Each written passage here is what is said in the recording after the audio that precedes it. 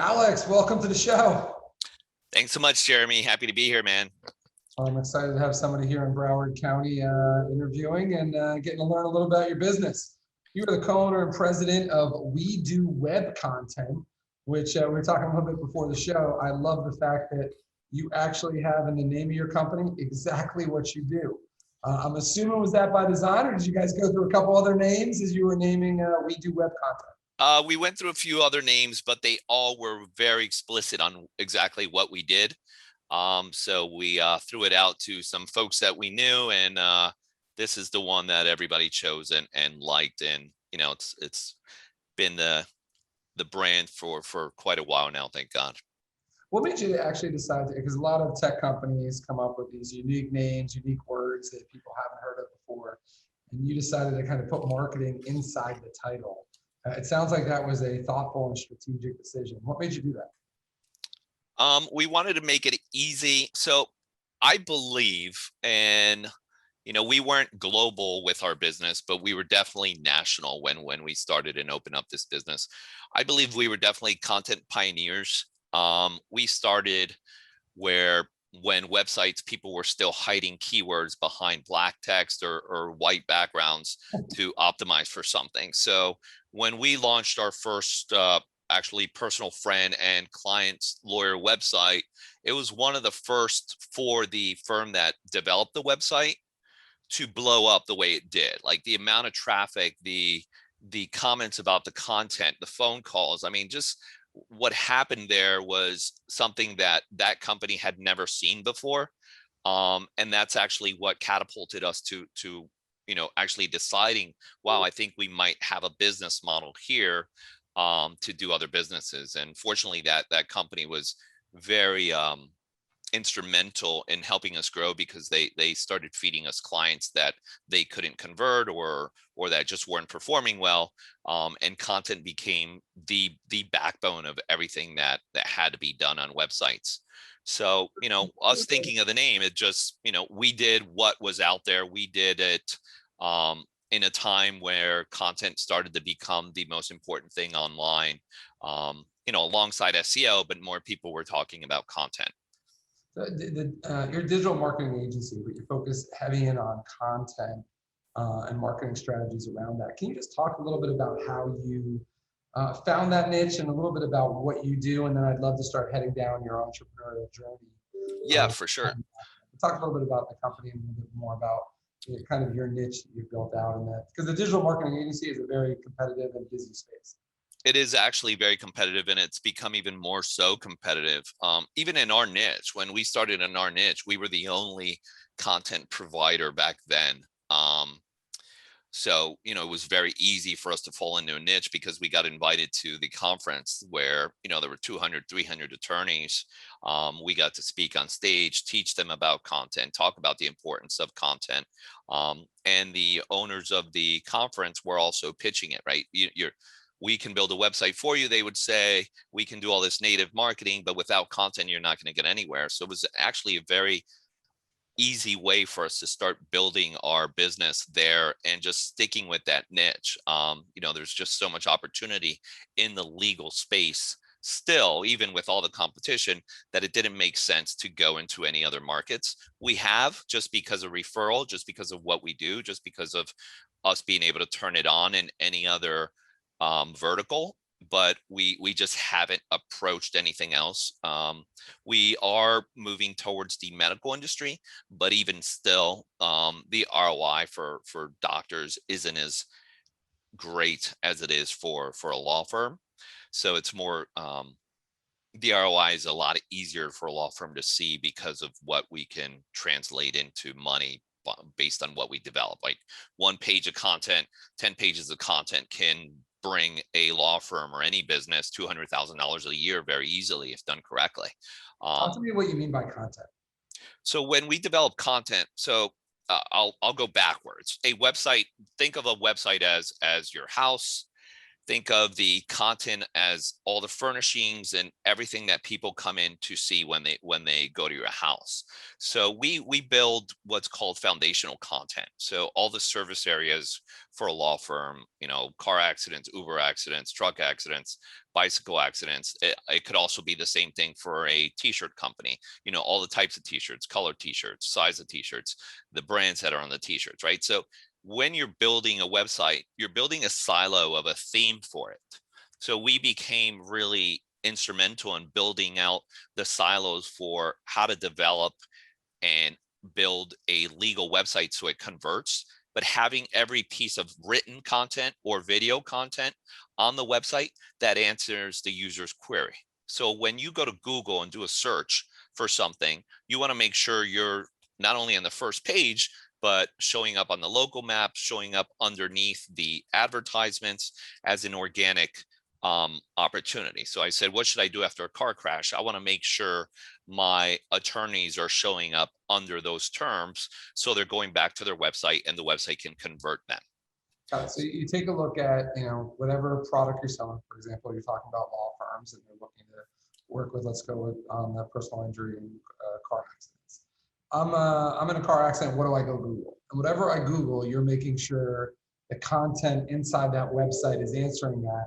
So it drives up you in the search engine or SEO. So it actually drives you higher up in the Google searches. So you're there. So you've kind of figured out, here's all the normal questions that people ask. Here's the frequently asked questions, and then built the content around that to drive your law firms up to be able to be seen first. Is that pretty much exactly? Okay. Exactly. So obviously being in a niche allows you to become an expert in that area to really understand that, than opposed to across multiple companies. There's a comment in business that people say there's riches in the niches, right? And so you found yourself becoming an expert in that area. Is it hard not to get distracted? Hard not to go jump in? You get a referral from the law firm, it's doctor. You get somebody else that's like you said, a t-shirt company, or all of a sudden it's a storefront of a retail store. How do you stay to your niche to continue to scale quickly and not go jump on the next shiny object? We keep expanding. Google's always changing too, so we're always staying ahead of the game, reading what they're doing. So there's a challenge with following what Google guidelines are and writing and creating content for the user. So it keeps us always learning and being on the backbone of what's new and what needs to be done and what needs to be changed, or what helps enhance the content, right? Social media was a huge thing that when it first came out and everybody had to be on there, it's like, all right, now we have an opportunity to place our content in other places to be seen, as opposed to just leaving it on the website and expect people to come. So there came an opportunity to market the content, where the term content marketing came from. So it allowed us to continue growing within that niche. To do that, it's very easy to get distracted, because money's great, right? It's nice to take on that extra revenue and continue growing your business. I don't know that I would get distracted enough where I would start speaking and going to medical events or other events in other niches, because I'm so tight into the legal one, and like you said, became an authority or an expert, if you will, in that market. So it's hard to let that go. But again, you fear the fact of complacency too. So I just actually wrote a really good article on entrepreneur.com about becoming complacent with your marketing. So you just got to be careful with both, right? It's great to be in the niche. You always got to stay ahead of the competition. Like, I believe we were the first. We weren't the first SEO company or development company, but we were definitely the first content company. And now SEO companies offer content, and social media companies, content marketing companies come. But we've been the pioneers. We've been doing it since 2008. We know how we do it. We built a process. We even built a software system that's going to make it more efficient, better optimized, quicker, less errors, follows all the bar rules. I mean, we've implemented everything into this new software that hopefully we can launch by next year for everyone else to use. We're using it now internally. So I think, we're kind of staying ahead of the game and still investing in ourselves. I want to spend some time talking about that software in a second, but is for the business owners that are listening or people that are just starting up businesses. You know, the debate on do they hire a digital marketing agency or not, especially in building the website. It's one of these ones where, you know, people believe I can just write the content in. I know what people are searching for. How, if you're a business owner, I mean, you are a business owner, but if you're somebody that's trying to decide on building content and build out your website, and do you go spend money to hire an agency to do it versus trying to figure out on your own? How would you recommend going through that decision-making process for that consumer, that new business owner that's a little tight on cash and trying to figure out what to spend? We get those guys all the time, Jeremy, and it's a great question. Because I personally handle those phone calls, and we're growing a sales team that's going to start doing that as well. Budget's a big thing because content's not cheap, right? It's an expensive process. A lot of work goes into it. A lot of people touch it. A lot of research goes into it. So if you're a new business owner and you had the money to develop a website, first of all, if it's your first website, don't go and spend $25,000, but don't go and spend $500, right? Minimum for a website, nice website for your business these days that's going to be mobile friendly. It's going to be at least, best case scenario, $35,000 to $5,000. Make that investment. That's your investment. When you're thinking of your digital asset, think of your website as an asset. It is going to have a value to it. It's worth money. Once you add that content to the site, whether a company like mine writes it, you hire someone internally, or you try to do it yourself, that's going to gain value if done correctly, right? Every page of content has a digital monetary value because of the Google ads, right? Google gives a keyword a cost per click price. So I can either pay Google pay-per-click money and give an ad budget for a keyword, or I can build a page about it. And now it's a 24/7 marketing machine. Now it's an asset that I own, that if I'm driving the right amount of traffic and there's authority and I've built the right website, then now I don't have to pay per click for that. Every time I'm getting a keyword, it's costing me $5, $20, in the legal space, $140, $240, $300 per click. Now I own that keyword because I'm organically placed for it. So when a business owner is thinking about that, they want to think about who their client is, what their return on investment is, right? What's the value of a client, short-term and long-term? Is it worth spending, $250, $300 on a page of content? And obviously you're going to need more to drive that traffic. It might be short-term, but long-term, it's definitely going to be something that's going to convert for you. So you really want to know what the value of that client is. A t-shirt company selling $35 t-shirts, it's not going to be worth for them to pay a whole bunch of money on content.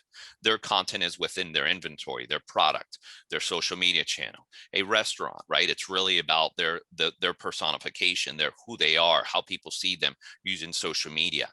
More businesses, lifestyle businesses, they probably won't need the type of content that we create, but more so service-based, doctors, lawyers, financial planners, estate planners, anyone that has information to give that someone is going to research on needs to develop and invest in content, because you want to be the place that is answering that person's questions, or else they're going to go somebody else. So in building the content, is it a collaborative process that they're doing with you? Is it kind of, the area really well and you're kind of driving it? Talk to me a little bit about how it works with your clients and how you decide on that content that you're putting together for them. So the strategy and research stage is pretty heavy. There's also a big outreach to competitor analysis and seeing what's out there. With our niche, we're so fortunate that we've been doing it for so long that we know the foundation of the content that they need if they don't already have it. If they do have it and it's not performing, then we know how to redo it. Yep. But then we take the client's voice, and they have priority content that they want. They have priority services that they may want to concentrate on. But what it's important to understand is, even with those priority pages, you have to build supporting content around it, right? You're building a silo, you're building a theme on something. So, for instance, attorneys love brain injuries or some kind of, bad injury so they can get the most money out of it for the client, or a truck accident. The truck accident search volume is very minimal. So you want to build a site that's a silo and theme around everything that has to do with truck accidents. So that's why you go back to the main theme of personal injury. And then you're doing car accidents, you're doing truck, you're doing brain, you're doing bicycle, you're doing motorcycle. So all that content is basically telling Google, hey, look at me. I'm a ball of information on everything you want to know for a plantation truck accident lawyer, or, Fort Lauderdale, or anything like that. So you build a theme around it and all that supporting content to actually show Google and show the user that you're an authority in it. Google has something called Content you're really EAT. building is it should be more considered as a lead generation content than opposed to just what you as the business owner think the consumer should know. It's got to be in a way that Google's going to take that information to generate more traffic to you, to hopefully have people fill out information to generate. I'm using the word lead. I'm sure attorneys don't use that word lead, but using that to be able to drive it. Now, this business that you build is heavy intensive on you and your team really working and being able to work with the individuals to do it. You talked a little bit about a software program that you use internally to help do that you're hoping go to the marketplace.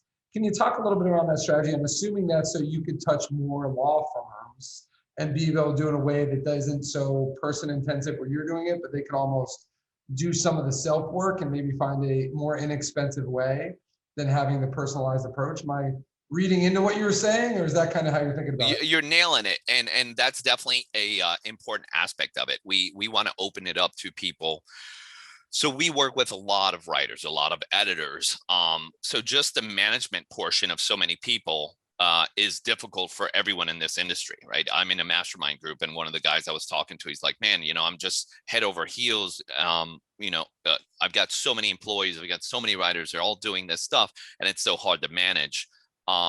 This system makes it easy because based on strategy, you're tasking and you're building a process flow for everyone, and you're able to manage everyone under one umbrella and seeing exactly what they're doing. A lot of the edits have already been implemented by AI and information that we know from the industry or know from the bar associations on what can and cannot be in a piece of content. So it eliminates a lot of the editing work. You're still writing it because you got to write to the user, but it helps with a lot of the management of the writer, a lot of management of the editing, and then the optimization and dictionary of words that can and cannot be used in the legal industry. And then this also, moves this along the process to where it gets to the client. The client can review, edit, and then immediately post to their website. So it just eliminates a lot of, I would say maybe 4 or 5 touches. It'll be a cost savings for us, and it'll definitely be a cost saving for an agency that wants to use it, a law firm that wants to manage their own internal writers and editing team, and be able to see exactly what's being done, who touched it last, who touched it first, and exactly see where everything goes. Well, and I love how the strategy of you building scale on this business, because the amount of time it's taken you to understand the right content to use, to be able to use multiple editors, creators, to be able to come up with that content, and understand the law associated with it, especially in the field you're working through. You want to be able to monetize that as much as you can. And if you're able to find a way to reach new markets, whether it's digital marketing agencies using your software to do it, or to be able to touch more people and more law firms where you don't have as many people touching it, it gives you a chance to scale the business faster. My father used to own car dealerships, and he said the hardest part about car dealerships was all the real estate he had to own and all the people he had to manage. Exactly, that's tough. If you have a way that you've built a lot of data that can be used in a different manner and monetized, it's a great business strategy for growth. And a lot of people are thinking of just how much revenue am I getting in per client? And what you got to be constantly thinking in the back of your head is, what's the data I'm building that I could be able to use and somehow monetize another way, which, obviously is a trend across industries. So Alex, you've built a pretty successful business. You've been able to build a niche for yourself. You're one of the first content creators on that. Talk a little bit about yourself though. How did you end up being co-founder of this business and co-owner of this business? and really starting your entrepreneurial journey? So I'll go backwards. The entrepreneurial journey started early on.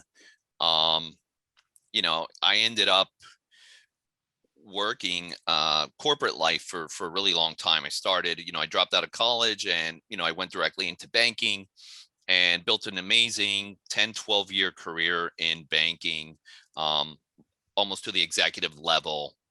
When we got bought out in 2007, I worked for Bank of the Netherlands, ABN AMRO, which was a bank out of the Amsterdam, and Citibank bought them. And then shortly after Citi took over, the market crashed and I was out of work.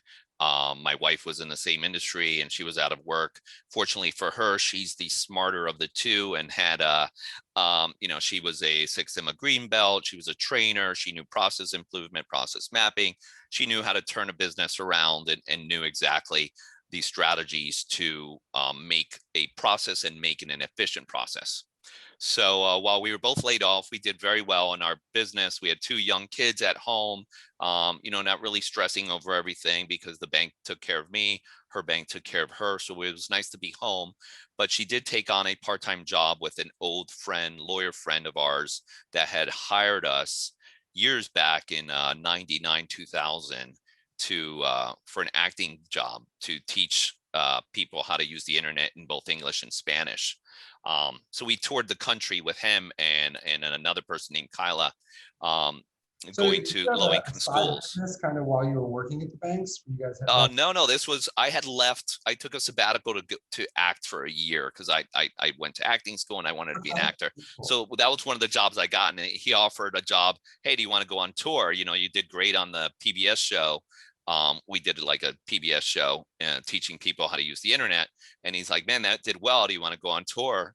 And I'm like, sure, we got nothing going on. Like, I took a year off and I'm like, are you going to pay for everything? He's like, yeah. So I'm like, hey, my girlfriend's out of work and she come too. She's an actor. And he's like, sure, she can do the English show with me. So we did that and became great friends, right? We toured the country, did an amazing thing for low income schools. Hewlett Packard was a huge sponsor for us. So we worked directly with them and Tara Lycos. So we built a great friendship with Ken was his name. Eventually he built a law firm around the same time that I got laid off. He was building his law firm. He had like 5 people. And he's like, my wife called him, said how things were going. He's like, hey, I'm so glad you called. I've got an excellent opportunity for you. You're so great. Come into the office. I'm building this website. Apparently I got to do this content stuff. Why don't you sit in here, interview me, and we'll build this site together.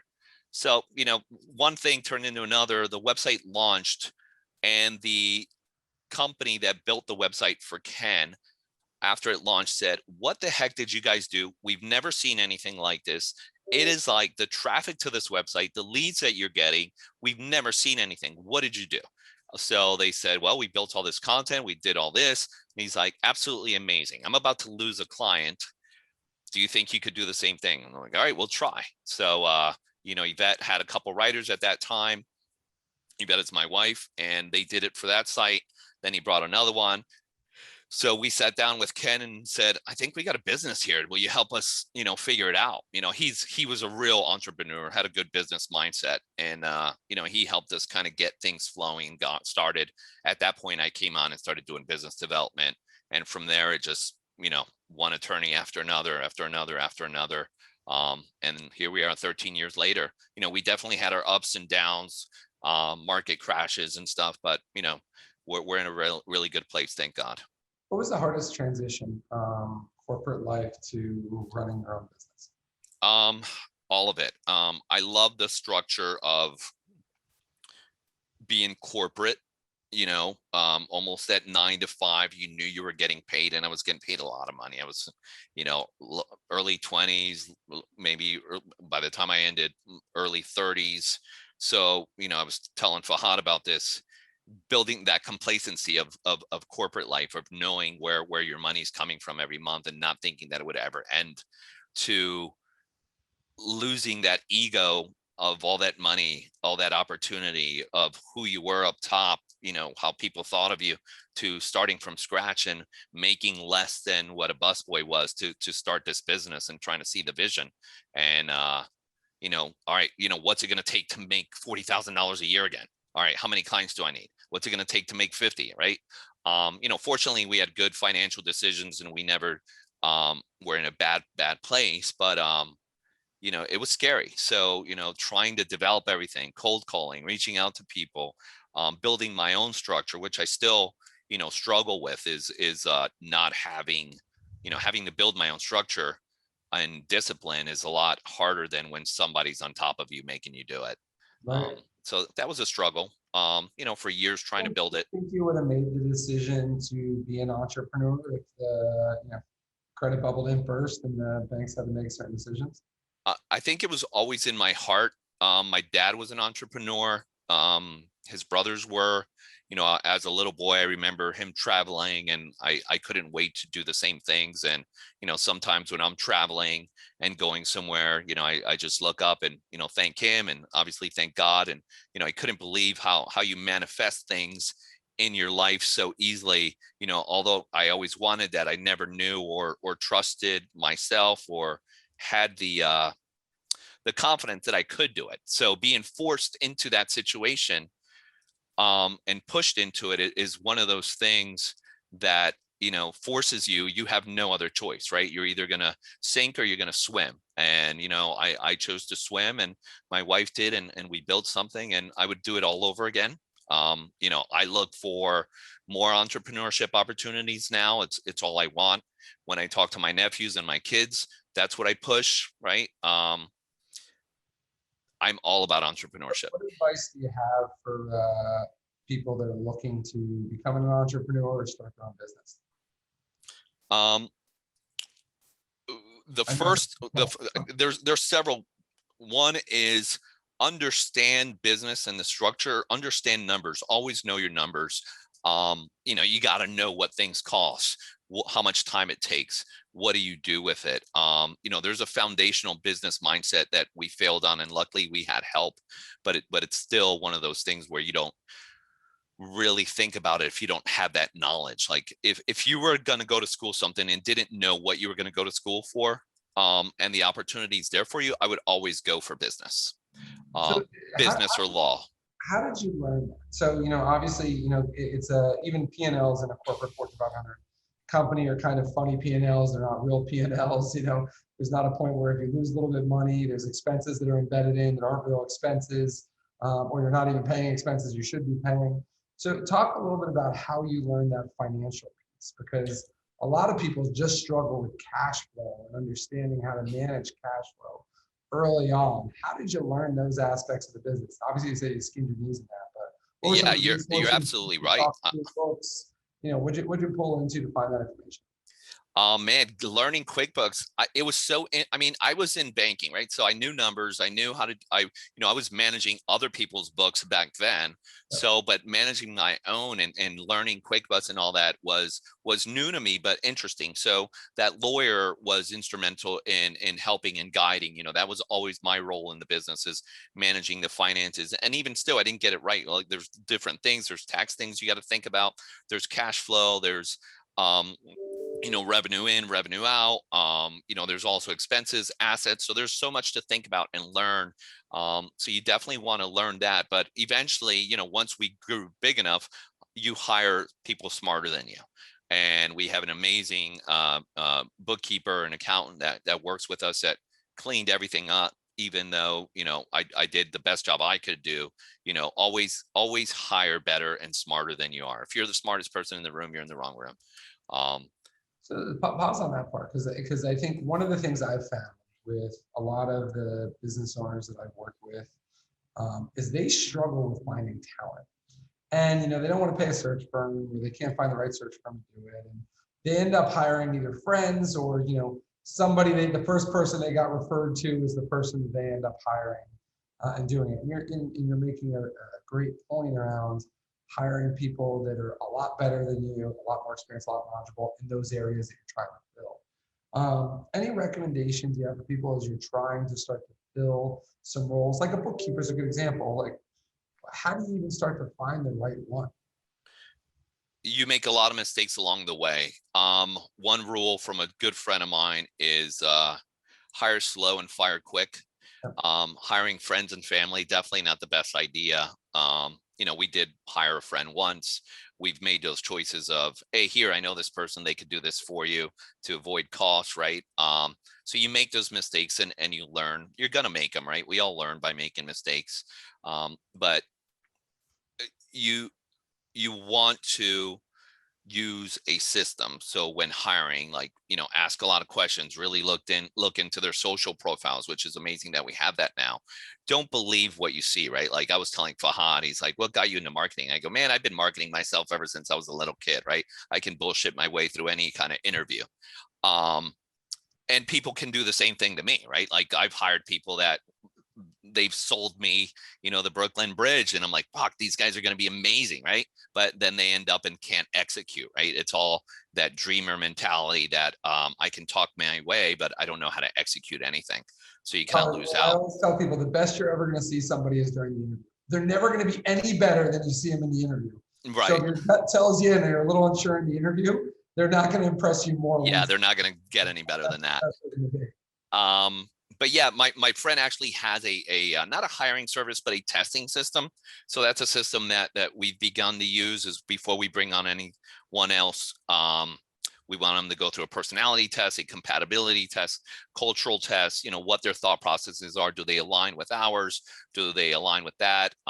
Because anybody can lie about what they did in school and what they've done before. Yep. Great points. Now you mentioned, some of the, hiring people just who you know, but yet you're in business with your wife. And obviously she, helped create the content. Can you talk a little bit about what's been really positive in being business and a spouse, but then also how you work through some of the challenges of both working together at home, running a household with kids, along with business, and kind of always having, your lives intertwined? I wouldn't change it for the world. I think the only time it becomes an issue is when we're having issues with the business, and it's never a pointing fingers thing. We both know where our strengths and weaknesses are. She manages the staff and operations and process. I manage the marketing, networking, and business development. That's I stay in my lane. She stays in hers. When it comes to hiring and managing people, I'm horrible at it. That's why she does it. That's why we have a great staff that does it. So it's been amazing, but you have those hard conversations where it's like, now we're home and we're like, damn, we're going through some struggles, and it can get a little heated because I don't want to use the word ignorance, but not knowing enough, right? We all have our limits. So when neither one of you have a solution for something, it can become frustrating. And that's where you need that third party. And I think, we're headed into a space where, once we do a little bit more business development and growth, that we'll bring on probably a well-renowned and, intelligent and, someone that's been in our space to actually come manage the business more like a CEO that has a business mind, that knows everything, that knows how to grow and take companies to the next level. Because I think, you hit a cap on your own knowledge. And like I said earlier, you always got to bring in people that are smarter than you are. But it's amazing working with my wife. I love spending time with her. We get that space away from home to miss each other when I go travel and come back. And, that she hates that part, right? She's not a networker. She doesn't want to talk the fluff or build relationships. Her focus is at home and that's it. And with our kids and our staff, and to have to go meet people and schmooze, go drinking, nice dinners. It's not about her. It's that, I'll take that all day long. Right. It's not a bad deal. You guys. It's not a bad deal. It's not a bad deal. And sometimes I'm like, man, this is work. Yeah, like I just was in Houston for a conference, and one of my good lawyer friends, we all flew together to Houston for a conference, and he was sitting in first class. As I'm walking to the back, he says, hey, cancel your flight home. I got us a private jet. How do you say no to that, right? Like, how fortunate are you? When did I think ever in my life that I'd be flying in private jets with champagne and, some of the top lawyers in the country? And, you just never imagine it. So that's a good lead in the next question. Can you share with me your most memorable day of your career? It doesn't matter if it's with your business currently, it was back with the bank, and this could be a positive thing, it could be an interesting story, or a memorable day because it was a pivotal change in kind of the course of your life. But what would you say is your most memorable day? Um, I have to go back when I was in the banking industry. Again, I've always been self-conscious about not finishing school, right? I was in an environment where everybody had MBAs. They, either had a law degree, a business degree, something, right? So I was one of the people that, worked myself up just because I marketed and I worked hard. So I've always self-conscious of that. And I was managing a team of 4 account executives, not managing. I was their internal account manager, and I worked for this guy named Tim Hood. And I managed all his banks, and he would always tell me, man, these people are amazing, they love you, what is it, what are you doing? And he's like, you did so great that I'm going to take you on a trip. We're going to go on a road trip and we're going to meet everybody because everybody wants to meet you. So we were in the car and I was like real self-conscious. I'm like, man, I don't know, that I feel like I'm at the level to meet all these business owners, like these entrepreneurs and rich Connecticut that own banks and all this stuff. I don't see myself at their level. And he's like, dude, shut up. Like, what the heck is wrong with you? Like, why would you ever say that about yourself? And he's like, you need to value who you are. Do you realize what you've done for my business? He goes, we had 4 account executives. He goes, we fired them all just so you could manage me and the other 2 account executives because they weren't doing the job that you were doing. So not only did you do it for me, but you did it for 2 other account executives and turned their business around by 150% when nobody else could do it. He goes, value who you are, and never because you think you're young or not educated, do you not feel that confidence. You stand up. We're all human. And that was one of the best pieces of advice I ever got. I pulled up my pants. I was like, you know what? You're right. And I got to be myself in front of these people. And, I started feeling confident and comfortable around, people that I either thought had money or a better education or just a better business model or thought process. So, just equalizing, making yourself an equal to everybody was a huge and most amazing moments. Oh, that's awesome. That's a great story. And, there's most successful people tend to have a level of wanting to show they're worthy for the position. And I was reading an article, I might have told this story before in the episode, but CEO of a Fortune 500 company, I think it was like a paper company or an industrial company. And when he asked about, they asked him something about a job, he goes, every day I'm trying to show that I'm qualified for the position I'm in. And this is CEO of a Fortune 500 company. And I read that, and there's all the roles I've been. I always wonder. I'm like, man, am I ready for this? Do I have the right skill set to do this? Somebody should be in this role that's better than me? And I think back to that quote because this guy is what you would deem and look on the outside as a very successful person, Ivy League grad, all through there. And the guy's every day trying to make sure he becomes qualified for the job. And to be honest, that mentality is helpful sometimes because it makes you work harder than a lot of other people, as long as it doesn't knock off your confidence and allow it to be not you who you are, like you say. So that was a great story and a great pivotal time. Last question for you. Do you have a favorite failure? And I say failure because I know most people, well, I don't consider it a failure. It was a learning experience. I get all the pieces associated with that, but maybe, something that was a setback to you that you look going, you know what, that was something at the time, I was pretty upset about or I was disappointed about, but it was really something that kind of, created the next step for where I'm at.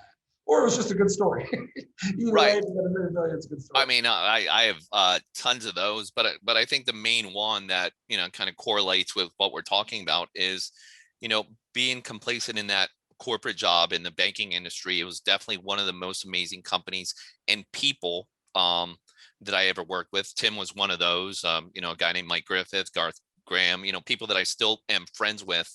If I were ever to start another company, it would be with those people because they were so instrumental in our growth. But being fired and laid off during that market crash forced both my wife and I to take the risk and jump into this entrepreneurship that allowed us to be where we are today, but more importantly, where we were day to day growing this business. Like what this business allowed us to do is what most families in this country don't. And my goal was always to be present for my kids. My dad was gone a lot growing up. just because he traveled all over the world doing his business. But even though I knew he was trying to provide, it sucked him not being around, right? So me being around for my kids, even though, maybe I was thinking about work and I might have not been mentally present, I dropped them off to school. I picked them up. I volunteered in all of their sports activities. I was either, room dad or something like that, or my wife was. So being able to do that, being able to shut down, be pulled away from all the money, right? Like all the glory, everything that you could ever want, to the humility of just enjoying life and the people around you, made a big difference. And our company has allowed us that lifestyle, and I wouldn't change it for the world. I love that. And you mentioned about spending time with him. My father was the same way. He joked he'd always work half days, 12 hours a day. That was the deal. And he was gone all the time. Sundays was the only day that he was around, because in Pennsylvania, where I grew up, it was blue sky laws. Car dealerships weren't allowed to be open on Sundays. Right. Then he would just write marketing ads and work most of the time. And if for me, when it came to my kids, it was the same deal. I knew that I might not get the quantity of time that I wanted to, but I made sure the quality time was there. And so, taking my kids to school is an important piece to it.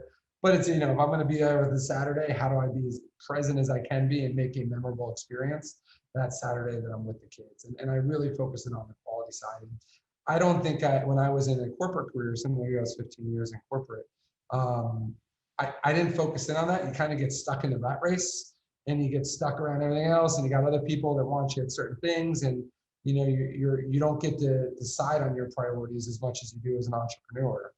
And it's nice how entrepreneurship can create that. You're still going to think about your business, right? at all times. Always. You might forget a little bit about it on a work space, or it's artificial pressure you get in a corporate atmosphere, and it's a real pressure you might get as an entrepreneur because of cash flow things.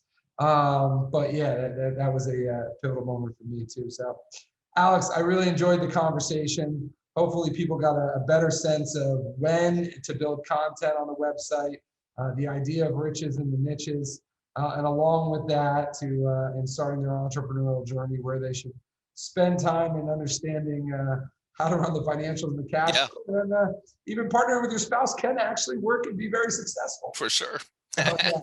Alex, thanks for the time. It was a great talk. Appreciate it. Thank you, Jeremy. Thank you for watching the Upreneur podcast, and don't forget to like, follow, and subscribe, and share this with anybody who you think needs to hear it.